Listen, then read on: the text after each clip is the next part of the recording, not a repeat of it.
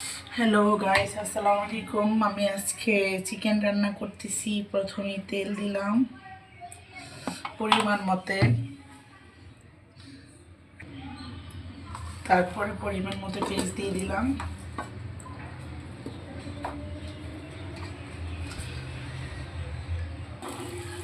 পরে সব গরম মশলা দিয়ে দিলাম, তারপরে পরিমাণ মতো আদা রসুন দিয়ে দিলাম, পরিমাণ মতো হলুদ, জিরা, মরিচ, লবণ দিয়ে দিলাম।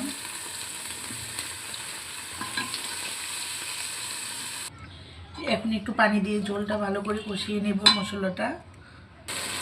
মশলাটা কষানো হয়ে গেছে, এখন আমি চিকেন দিয়ে দেবো।